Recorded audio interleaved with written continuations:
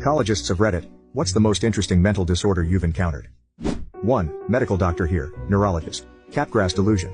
The patient is convinced that a family member has been replaced by an imposter who is completely identical. For example, the patient will tell you the person sitting across from them looks exactly like their spouse, sounds exactly like their spouse, has all the memories of their spouse. But, that's not actually my spouse. And the patient oftentimes isn't overly distressed by this imposter. In 20 years I've only seen the condition twice.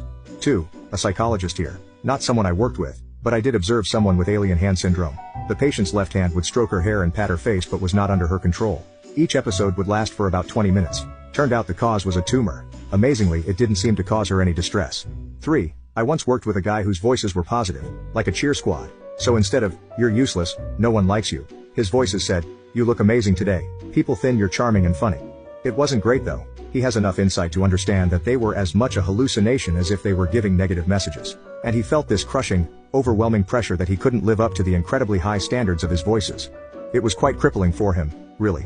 As much as, if not more so, than if the voices were negative or even benign.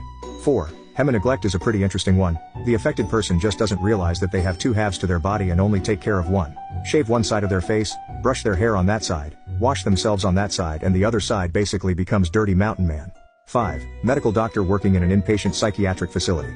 We had a psychotic patient with visual hallucinations who saw colored dots all around him during episodes of distress. The great thing about it was he told us he was able to blow the colored dots away. We encouraged him to do it, as it seemed to greatly reduce anxiety. 6. I'm a nurse, and in the electronic medical record we use, walking corpse syndrome is always at the top of the diagnosis choice list. Apparently it's when you're convinced that you're dead. Never understood why it was the top of the list. 7. Pain conversion disorder. I had an ex-girlfriend that was in a wheelchair, but her parents and doctors said she could walk, but her legs won't let her. Her parents said she may have woken up during a surgery she had when she was a kid because it all started after that surgery. She even went to physical therapy for it for years, and she might still do that, I don't know, but she could move around without the chair kind of, but she couldn't walk. So it was almost a disability but not fully. Very confusing. She was supermodel hot though, and the coolest girl I ever dated.